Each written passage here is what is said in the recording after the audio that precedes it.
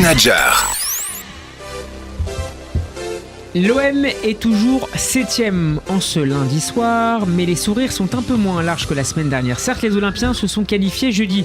Vous l'avez certainement suivi pour les quarts de finale de la Ligue Europa, mais en frôlant la correctionnelle sur le terrain de Villarreal. Hier en championnat, les joueurs de Jean-Louis Gasset se sont inclinés cette fois à Rennes. L'OM a-t-il les épaules pour mener à la fois de front la Ligue 1 et la Ligue Europa? Jingle classique KO. Radio J. Serrez-vous la main et que le meilleur gagne. On y va, tu vas prendre une leçon, fiston. Je veux pas de ringard pour m'emmerder dans mon coin. Et tu ferais mieux de pas me faire cette gueule-là si tu veux pas que je te la défonce. Je te mettrai KO. Je te mettrai KO. Je te mettrai KO. Radio J.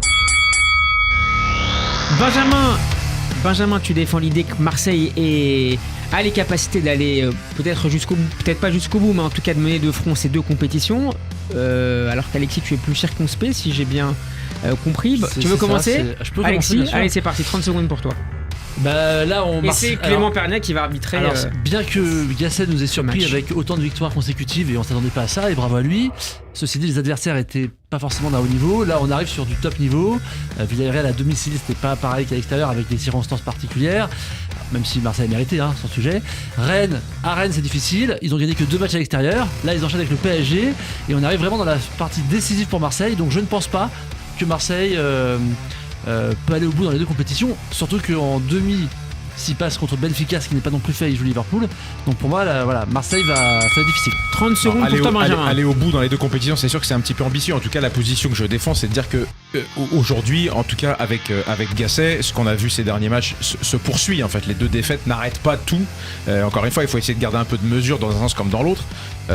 Aujourd'hui, on a certes 2 défaites. Marseille a rencontré des clubs plus importants, donc c'est un peu normal.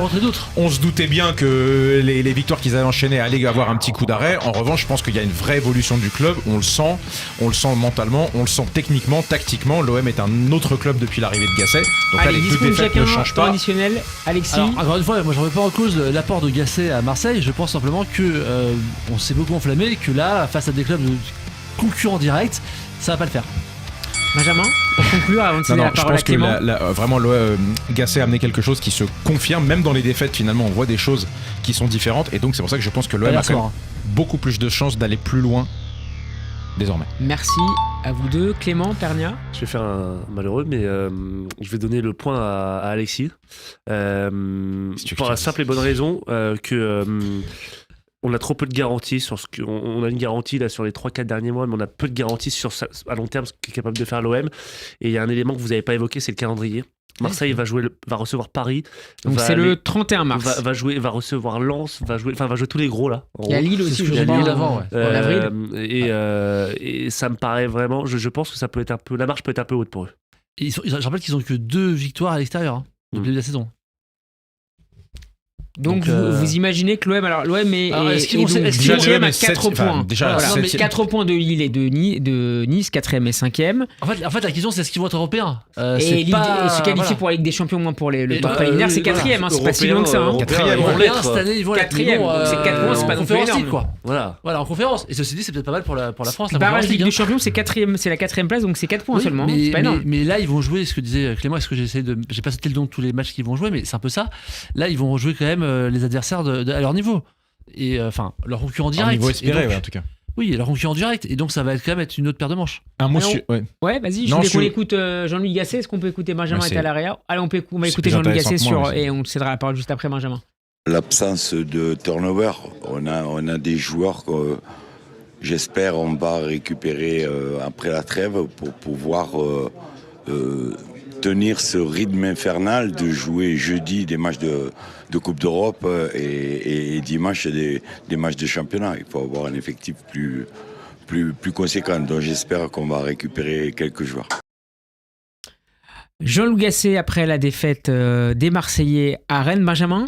Non, mais je voulais juste dire un mot des Rennais. Hier, on a vu le 7e contre le 8e. Et je l'ai dit la semaine dernière, mais quand tu le pensais, on doit voir ces deux clubs, dont Rennes, beaucoup plus haut. C'est un club dont on attend quand même beaucoup plus. Tu vois, on parle de est-ce que l'OM doit finir européen, mais Rennes aussi doit être européen. C'est une question qui est un peu lancinante. Hein, mais oui, je sais. Mais c'est pour ça. Rennes. Hier, tu vois, on voit un beau match des Rennais. Ils ont des joueurs qui sont quand même très intéressants. Bourigeaud, derrière Mandanda, qui fait un putain un bon match. Mais c'est un club qu'on attend quand même plus. Il y a des jeunes doués, etc. Désiré Doué, hein, le joueur. Et des joueurs qui sont doués. Tu comprends ce que je dis? C'est très beau. Non, je sais pas, tu me regardes. Il y a deux doués, en plus. Hein, en plus, il y a deux doués, ouais. Mais c'est un club qu'on attend quand même plus haut. Et je trouve que là, voilà, Stéphane est revenu, etc. Mais on espère que c'est un club qui va être plus haut que la 8e place, quoi. On attend plus de ce club. Clément, sur les attentes relatives à Rennes et à l'OM? Les deux. D'ailleurs, les deux ont été décevants hier. Les deux équipes ont été décevantes. Rennes a gagné, mais le match était décevant. C'était pas terrible. Rennes, je trouve que ça, même si ça va mieux, ça manque de régularité aussi. Ouais. En fait, il y a une bataille pour savoir qui ne veut pas être sur le podium. Vraiment, c'est tout le monde est là, mais n'est pas là. Qui vraiment. seraient tes favoris pour les disons 4 premières places? Moi, je mets Lille forcément. Pour moi, c'est l'équipe derrière Paris la plus sérieuse, la plus cohérente, la plus compétitive. Brest s'accroche. Ça va être dur d'aller. Franchement, Brest, ça y est, on leur souhaite d'y être maintenant. 47 points, Monaco derrière 46 points. Voilà. Je vois plus Monaco que Lille. Moi, je resterai sur ce top 4 là. Voilà. Vous aussi, mérité, messieurs? C'est mérité. Brest aujourd'hui, franchement, Brest en Ligue des Champions deuxième, je sais pas. Moi, je vois Monaco. Non, Ligue des Champions, si vous pouvez descendre d'une place au moins ou deux, ça serait bien, quoi. Moi, je vois Monaco-Lille, je suis d'accord. Et Brest. Ça représente la saison Monaco-Lille voilà. Paris en Ligue des Champions. Et après, Brest, effectivement, ils se prennent un bonus. Alors après, la saison d'après peut être très compliquée. Oui, on l'a déjà vu. Mais ouais, mais il y a un apport financier qui fait aussi. Oui, mais bon, tu vas perdre quand même des joueurs. Une saison dangereuse aussi. On connaît l'histoire. Les Smellos, ça va être direction PL. Ouais. Mais bon, en PL, il n'a pas réussi. Je sais pas s'il veut y aller. Norwich, il n'a pas réussi. Pour 30 millions. Un mot, alors on va peut-être avoir un auditeur pour parler, un auditeur supporter de Nantes. Un mot avant peut-être de l'avoir ou de passer au quiz sur le retour un peu inattendu. Bordel, non? C'est un bon mot, je pense. C'est la gestion typique de gestion de Kita. Gestion de Kita, c'est pas parfois qu'il fait ça, Kita. Il a déjà fait pareil avec Derzakarian d'ailleurs, parti, revenu. Voilà, bon, Nantes, c'est compliqué quand même. C'est pas Comboiré qu'on met en cause, qui est un coach qui sait faire ses missions commando, mais il est parti il y a 10 mois. Tu prends Gourvenec, tu prends Aristoui qui est au début de saison, tu lui fais confiance. Tu lui fais pas mal d'ailleurs. Oui, mais tu lui fais pas vraiment confiance. Il s'en va, tu le remplaces par Gourvenec, ça prend jamais. Gourvenec tu rappelles. a pris moins de plein qu'Aristoui. Ouais. Non, mais c'est pour ça que tu lui fais pas confiance alors que c'est pas vraiment justifié. Il a réussi à sauver le club, etc. Je crois que Comboiré, c'est pas lui. Il y a 3 joueurs dans l'équipe qui dit que c'est compliqué de bosser avec Kita. Je crois que lui, il l'a compris comme un appel du pied, cette interview il y a 3 jours. C'est ce que je lis aujourd'hui dans l'équipe. En fait, il a de très bonnes relations avec le fils Kita, mais pas avec le père, avec lequel je crois qu'il ne se parle quasiment pas ou peu. Vous imaginez? C'est un club qui a besoin là de vision un peu long terme. On connaît le problème de ce club. Moi, je pense que il vient pas forcément du terrain. Et donc, est-ce que vous pensez que Camboiré est le plus à même visiblement, il a gardé un lien. Ils sont 16e, ils sont visiblement, il a gardé un lien avec les joueurs, avec, on va dire, Conseil des sages. En 10 mois, ça va beaucoup 25 changer. points. Il a gardé des liens avec Lafont, Koulibaly, 2 points devant etc. Metz. Apparemment, si ça marche pas avec Camboiré, il rappelle Domenech. Vous êtes un peu nostalgique. Non, mais on est nostalgique d'un projet, en fait. Nantes qu'on a vécu. On n'est pas. C'est pas Landreau qui parlait à un moment de faire un projet, de reprendre le club, de candidater, etc. Je vais même évoquer le nom de Pascal Pro il y a quelques années. Enfin bon. Il faut un projet au long cours. Non, mais clairement, vision. En fait, ça manque de vision. Il y a un truc qui a été cassé à Nantes. Et c'est ça que j'ai toujours regretté quand il t'arrive de dire on casse le football à nantaise. Quelque part. C'est quand même, il a cassé tout le projet. Quoi. Franchement, t'es un investisseur aujourd'hui en Ligue 1, c'est l'un des top 5 clubs sur lequel je vais, moi. Oui. Il y a une histoire, il y a une passion, il y a du public, il y a un stade. C'est pas cher aujourd'hui. C'est pas cher. C'est et vrai pourquoi personne n'y va alors? Il est pas. Parce que Kita est. Non, mais si on propose un gros chèque à Kita, vous pensez qu'il serait en. Mais ça vaut pas le gros chèque non plus. C'est le problème du foot français sur la valorisation et la rentabilité d'investissement dans le foot français. C'est très compliqué. Non, mais comme le disait Clément, il y a une histoire, il y a des supporters, il y a un stade. Ça fait envie, mais ça reste compliqué par rapport à un montant d'un gros chèque. Il faut que le gros chèque il se valorise. C'est ça le problème, c'est que la valeur d'un club de foot, elle est pas si haute qu'on le pense. Mais ça demande par contre beaucoup de trésorerie et beaucoup de cash. C'est tout le sujet. Et puis avec les droits télé en plus, dont on n'a pas encore le montant final, ça joue aussi parce que les clubs se nourrissent de droits télé. Donc Camboiré va sauver Nantes ou pas? Ils sont 16e. Clément, Benjamin. Oui, ça va le faire. Oui, il va le faire.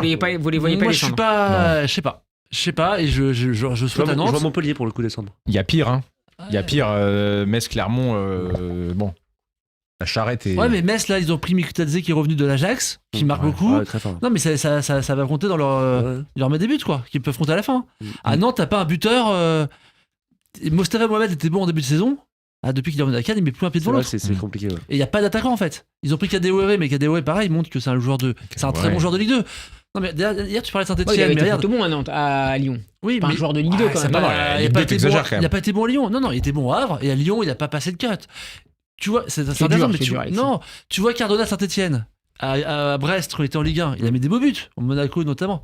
Alors, en Ligue 2, il explose tout parce qu'il est au-dessus de la Ligue 2. Mais c'est des joueurs un peu middle. Gaëtan Charbonnier, c'est pareil. Enfin, Kadewere, c'est un mec qui a quand même mis, je pense, une bonne dizaine de buts dans je une pense saison pas, en ouais. Ligue 1. Bah non, je pense pas. Bah Non. si. Ah, Si, non. à Lyon. Si, Ah si. bah si. Il a eu une bonne saison, si, On va je pense. retrouver les Bon, stats. messieurs, Ouais. vous allez vous battre Mais c'est avec mieux, le je dernier pense. quiz, c'est l'heure. Ouais. Radio J. Ladies and gentlemen, let's get ready to rumble! Classico. 10 questions, 10 réponses, tu ranges ton téléphone, Alexis, ne triche Non, pas. je regarde des... Combien tu regardais quoi? Charbonnier, Ah, on a Kadewere. vu. Kadewere, saison, toute compétition confondue, à Lyon, il met effectivement 11 buts. Merci. Voilà. Mais sur. Combien Non, de mais matchs c'est sur 64 matchs joués. Donc c'est pas. Nombre de minutes, on va. Sur 31 titulaires, tu vois, c'est sur 2 saisons. Il met pas 11 buts par saison. C'est pas un joueur de Ligue 2, Clément, quoi. Bah si. Benjamin, 25 buts en Alexis, Ligue 2. Pardon. combien de hat-trick Kylian Mbappé a-t-il marqué en Ligue 1? 4. 4 pour Benjamin, Clément, 7. 7 pour Alexis, 5 pour Clément, victoire pour le point en tout cas pour Alexis, 9. Ah, j'allais dire 8 en plus. Ah ouais. Eh ouais. J'allais dire En 8 en Ligue plus 1, si vous avez putain, fait c'est ça. En Ligue 1. Le point pour Alexis. TJ Savanier est entré hier soir dans le top 5 des meilleurs buteurs de l'histoire de Montpellier en Ligue 1 avec 38 buts. Qui sont les 3 joueurs montpelliérains sur le podium? Laurent Blanc, tu l'as. Alexis, J'ai pas entendu Olivier Giroud. la question. Olivier Giroud. tu n'as pas entendu la 3 question. meilleurs buteurs de Montpellier de l'histoire. Ah, d'accord. En Ligue 1. Non, pas Giroud. Olivier Giroud, c'est non. 3 meilleurs buteurs de l'histoire. Donc on a Laurent Blanc. Alors Blanc, c'était le meilleur buteur, je sais. Non, c'est le deuxième meilleur C'est le buteur. deuxième. 47 Ah ouais buts. Alors là. Ah oui, quelqu'un est passé devant alors. C'est-à-dire quelqu'un est passé devant et c'est pas Giroud. Alors vous avez 2 joueurs relativement récents. La première et la Eli troisième Wade. place, non.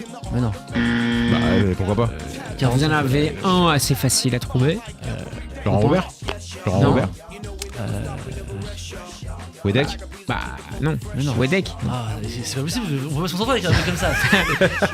Plus récent. Ah, Bakayoko Ibrahima Bakayoko Non, plus récent. Ah, quand même, Récent. Montpellier. Bah, Vous pensez attaquant à Montpellier, vous pensez à qui? Je savais tellement Laurent Blanc que c'est pas. Ah, c'est hyper Récent, plus récent Oui, c'est très Ouais, récent, ouais, c'est un peu ouais, Giroud. Très en fait. récent Ouais. Ouais. Non. Ah, c'est dur. Non. Sélection maghrébine. Ah, Sélection. C'est pas Belanda, non, mais c'est possible. Algérie. Poslimani. Messieurs. Andy Delors. Ah ouais, putain. Messieurs, là, messieurs, ouais. 40 buts. Ah ouais. Et Ouais, le premier, Ah ouais, c'est moche. premier non? Andy Delors, fallait. Ah, c'est vrai. Ah, quand même, Andy Ouais, Delors. Ouais, c'est C'est moche. facile. Et la première place, plus dur. Enfin, C'est a priori, récent mais- ou c'est. Ouais, c'est relativement récent. Oui, parce que- Relativement, mais enfin, c'est bien après Laurent Blanc et après Giroud, longue carrière. Pas Oussaka. J'ai envie de dire Fabrice Diver pour le nom, mais je sais que c'est Non. pas ça. Souleymane Camara. Ah, je voulais le dire. Ah, là, Oh, je suis Ah ouais, c'est dommage. ah ouais, putain, ouais. je voulais le dire. 52 buts. Quelle est la meilleure équipe du championnat de France depuis le début de l'année 2024? Lance. Lens. Pour Lyon. Alexis. Lyon. Pour Benjamin. Marseille. Marseille. C'est faux. C'est faux. Et c'est faux. Reims. Ah ouais. Avec 20 points. Quel gardien, Ah, quel pour moi, gardien, c'est pour toi ça. Ça te ressemble un peu. Ah, vas-y. Quel gardien n'a arrêté aucun penalty en Ligue 1? Oh le salaud. Aucun penalty en Ligue 1. Aucun sa carrière penalty ou cette dans sa- saison C'est dans intéressant, sa ça. carrière. Dans sa carrière Berthaud, celui qui a joué hier, non Ça compte pas. Berthaud, Non. Non, Mandanda. mais c'est rien qui a. Mandanda, Non, il a arrêté ça. Pour Clément. Faut le souvenir. Oukidja. Paul Lopez. Ah ouais Ouais. Sur 10 tentatives, Ok. il a pris 10 buts. Quelles sont les 2 équipes à avoir obtenu le plus de pénalty cette saison justement? Paris, Paris, PSG. Lyon, je Paris, dirais. vous êtes d'accord? Paris, le deuxième. Lyon. Lyon, Marseille. Marseille. Je vais dire. Lens. c'est faux pour vous 3 encore. Rennes. Quel est le meilleur buteur de l'année 2024 dans le top 5 européen? La Casette. Lacazette. J'ai pas compris la question. Quel est le meilleur buteur de l'année 2024 Ouais. dans le top 5 des championnats européens? Kane. Harry Kane. Ah, c'est pas en France. Top 5 Ça peut être en France, top ouais. 5 européen. Harry Kane avec le Bayern. Donc t'as dit Lacazette. Lacazette, Et je vais vous dire. Mbappé. Mbappé. Mbappé. Le point Ouais, ouais. pour Clément avec 17 buts. Quel joueur a inscrit la moitié de ses buts cette saison en Ligue 1 face à Lens? Y a pas marqué beaucoup. Alors. Ouais. Ou alors il a marqué beaucoup face à Lens. Oui, mais globalement, c'est pas énorme. La Casette? Non. Bah non, pas du tout. C'est peut-être un niçois, Mofi. Bravo, Terem, Mofi, le point pour Alexis qui mène 3-1. C'est la dernière question, elle vaut donc 3 points. Allez, 3 points. Quels sont les 3 clubs français les mieux classés sur le plan européen? Il me faut un trio. Paris. Paris. Indice UEFA. Ouais. Paris, Marseille. Je vais un dans l'ordre. Hein, donc. Paris, Paris, Marseille, Marseille, Monaco, je dirais. Paris, Marseille, Monaco. Paris, ouais, je dirais Lille, tout. Paris, Alors vas-y. Bah Paris, Marseille, Lille. Paris, Marseille, Lille. Paris, Monaco, Lille. Paris, Lille, Marseille. Paris 4e, Lille 43e et l'OM 45e. C'est donc le point pour Benjamin, mais c'est Bah un oui. peu dans le désordre. Bah oui. Victoire de Benjamin, pas du tout mérité. bah oui. Clairement, pas du tout mérité. Mais excuse-moi, c'est sur la le victoire gong. pour Excuse-moi, sur le gong. Benjamin. C'est vrai, sur le gong. Je gagne le Clément livre. Pernia, merci beaucoup d'avoir été Merci avec à nous vous. pour nous présenter ton Plaisir. nouveau livre coécrit avec Jean-Baptiste Guégan, que l'on salue. Révolution Mbappé, c'est publié aux éditions Michel Lafon. À suivre donc, après Classico. Lise Gudman. C'est ça, hein, je ne me suis pas trompé, Lise Gudman. Merci à Benjamin à la réalisation. Benjamin, merci à toi. Merci Et à toi. Alexis, merci à toi. Merci On à se vous. retrouve la semaine prochaine. Très bonne soirée à l'écoute de Radio J. Radio J. Classico.